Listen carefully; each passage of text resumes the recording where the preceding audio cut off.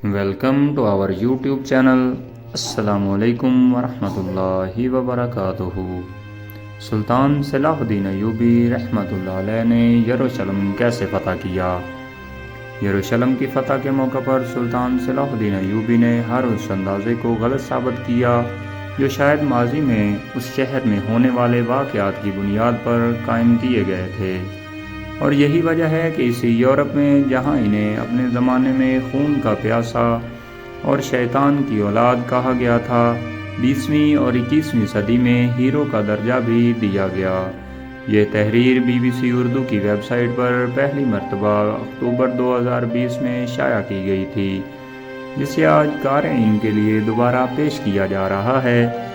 وہ 2 اکتوبر 1187 کی رات اور جمعہ کا دن تھا جب دنیا کے مذہبی دارالحکومت اور سب سے متنازع سمجھے جانے والے شہر یروشلم میں تقریباً 9 دہائیوں کے وقفے کے بعد سلطان صلاح الدین ایوبی کی قیادت میں ایک بار پھر مسلمانوں کی حکمرانی کا دور شروع ہوا تھا۔ شہر کی فصیلوں پر ایوبی پرچم لہرایا گیا تھا اور مذہبی مقامات سے مسیحیت کی علامات ہٹانے کا کام شروع کیا گیا تھا۔ ٹھیک 833 برس قبل 2 اکتوبر کی رات شب معراج کی رات بھی تھی۔ یروشلم جنگ کے نتیجے میں نہیں بلکہ ایک محاصرے کے بعد شہر کے مسیحی منتظمین اور صلاح الدین ایوبی کے درمیان معاہدے کے نتیجے میں مسلمانوں کے حوالے کیا گیا تھا۔ شہر کا ہر باسی معاہدے میں طے کی گئی رقم ادا کر کے آزادی سے کسی دوسرے مسیحی علاقے میں جا سکتا تھا۔ جو لوگ پہلے ہونے والے ممکنہ ظلم کا سوچ کر پریشان تھے، اب اس فکر میں تھے کہ اپنی آزادی خریدنے کے لیے پیسے کہاں سے لائیں۔ 2 اکتوبر کے دن اور آنے والے کئی ہفتوں تک شہر سے لوگ رقم ادا کر کے جاتے رہے۔ جو نہیں ادا کر سکتے تھے وہ مدد مانگتے رہے، اور ان میں سے ہزاروں کی مدد خود سلطان صلاح الدین ایوبی اور ان کے بھائی سیف الدین نے ذاتی طور پر ان کا تاوان ادا کر کے کی، اور بہت سے غربا کو شہر کے سابق مسیحی حکمرانوں کی درخواست پر بغیر تاوان ادا کیے جانے دیا گیا۔ مورخ جانتھن فلپس نے سلطان صلاح الدین کی زندگی پر اپنی کتاب the life and legend of سلطان صلاح صلاح الدین میں لکھا ہے کہ یروشلم کے مسیحی شہریوں کو کچھ ایسا دیکھنے کو نہیں ملا جس کی وہ توقع کر رہے تھے۔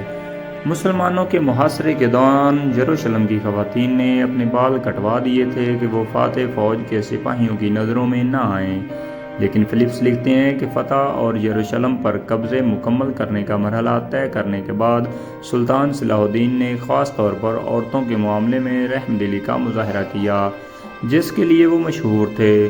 سوال ذہن میں اٹھتا ہے کہ ان کا یہ جذبہ سچا تھا؟ ایسا معلوم ہوتا ہے کہ ایسا ہی تھا۔ وہ ان کو فروخت کر سکتے تھے یا اپنے فوجیوں کے حوالے کر سکتے تھے۔ یروشلم کی فتح کے موقع پر سلطان صلاح الدین ایوبی نے ہر اس اندازے کو غلط ثابت کیا جو شاید ماضی میں اس شہر میں ہونے والے واقعات کی بنیاد پر قائم کیے گئے تھے، اور یہی وجہ ہے کہ اسی یورپ میں جہاں انہیں اپنے زمانے میں خون کا پیاسا اور شیطان کی اولاد کہا گیا تھا، وہاں 20ویں اور 21ویں صدی میں ہیرو کا درجہ بھی دیا گیا۔ یہ وہی یروشلم تھا جس کی سن 1099 میں فتح کے بعد صلیبیوں کے یروشلم میں داخلے کے موقع پر یہاں ہر طرف لاشیں تھیں، اور مرد، عورتیں اور بچے کوئی فاتحین کی تلواروں سے محفوظ نہیں تھا۔ مصنف جاسٹن ماروزی نے اپنی کتاب اسلامی سلطنتیں 15 شہر جو ایک تہذیب کو بیان کرتے ہیں میں یروشلم کے بارے میں باب میں مسیح ذرائع کا حوالہ دیتے ہوئے صلیبیوں کی فتح کے بعد شہر کے مناظر بیان کیے ہیں۔ انہوں نے صلیبیوں کے رویے کی مثال کے طور پر ان کے ایک عہدیدار کا بیان نقل کیا۔ زبردست مناظر تھے، ہمارے فوجیوں نے دشمنوں کے سر قلم کر دیے، کچھ کو زیادہ تکلیف دینے کے لیے آگ میں جھونکا گیا، گلیوں میں سروں کٹے ہوئے، پیروں اور ہاتھوں کے ڈھیر تھے۔ سلطان صلاح الدین ایوبی کا چیلنج یروشلم کی فتح پر ختم نہیں ہوا، بلکہ انہیں اندازہ تھا کہ اب مسیحی دنیا جس پر یروشلم جیسے مقدس شہر کے ہاتھ سے نکلنے کی خبر بجلی بن کر گری ہوگی، اس کو واپس حاصل کرنے کی کوشش کرے گی۔ سن 1187 میں یروشلم کی فتح سے تیسری صلیبی جنگ میں اس کے کامیاب دفاع کا باب تقریباً 5 برسوں پر محیط ہے۔ وہ صلیبی جنگ جس میں مغربی یورپ کے بڑے بڑے بادشاہ خود شریک ہوئے اور یورپ بھر سے لوگوں کو جنگ میں شرکت پر مائل کرنے کے لیے سلطان کی بدترین سے بدترین شبیہ پیش کی گئی، لیکن جنگ کے لیے آنے والے نہ صرف یروشلم حاصل کرنے میں ناکام رہے بلکہ سلطان کی ایک مختلف تصویر لے کر واپس گئے جو تمام تر پروپیگنڈے کے باوجود آج تک قائم ہے۔ مثال کے طور پر سن 2020 کے اکتوبر ہی میں ناروے میں سلاڈن ڈے یوم صلاح الدین منایا جائے گا۔ B B C Urdu service نے ناروے کے ایک ادارے ہاؤس آف لٹریچر سے رابطہ کیا جو سن 2009 سے بین الاقوامی سلاڈن ڈے منا رہا ہے اور ان سے پوچھا کہ ناروے میں کسی کو صلاح الدین ڈے منانے کا خیال کیسے آیا۔ اس ادارے کی رکن اور صلاح الدین ڈے کی کیوریٹر اشلد لاپے گاردلاہن نے بتایا کہ اس خیال کا پہلی بار اظہار سن 2008 میں ناروے کے قومی شاعر ہینریک ویرگے لینڈ کی 200 سالہ تقریبات کے دوران کیا گیا تھا۔ انہوں نے بتایا کہ ہینریک ویرگے لینڈ وہ شاعر تھے جنہوں نے ناروے کے آئین میں اس ترمیم کو متعارف کرانے میں اہم کردار ادا کیا تھا جس کے بعد یہودیوں کو اس ملک میں آنے کی اجازت ملی تھی۔ وہ مذہبی رواداری کی علامت سمجھے جاتے تھے۔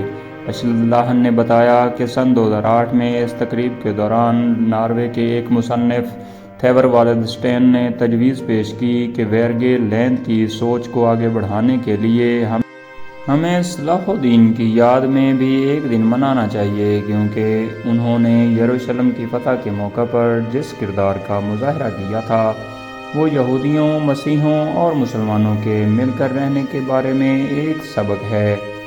دوستو یہ واقعہ تھوڑا زیادہ ہے اس لیے اس کو آنے والی 5 سے 6 ویڈیوز کے اندر مکمل کیا جائے گا انشاءاللہ۔ امید کرتے ہیں کہ آپ کو یہ واقعہ اچھا لگا ہوگا اور ویڈیو بہت پسند آئی ہوگی۔ تو پیارے دوستو اگر آپ کی انگلی درد نہ کر رہی ہو تو پلیز ہمارے اسلام کہانی یوٹیوب چینل کو سبسکرائب کر دیں۔ فیس بک پر اسلام کہانی فیس بک پیج کو بھی فالو ضرور کریں اور ویڈیو کو دل کھول کر لائک شیئر کرنا کبھی مت بھولیں تاکہ اس طرح کی اسلامک انفارمیشنز تمام لوگوں تک پہنچتی رہے کیونکہ اچھی معلومات دوسروں تک پہنچانا بہت بڑی نیکی ہے۔ اللہ آپ سے راضی ہو، آمین ثم آمین۔ تو دوستو ملتے ہیں ایک اور نئی ویڈیو میں، تب تک کے لیے اپنا بہت سارا خیال رکھیں اور دعاؤں میں ہمیں یاد رکھیں۔ اللہ حافظ۔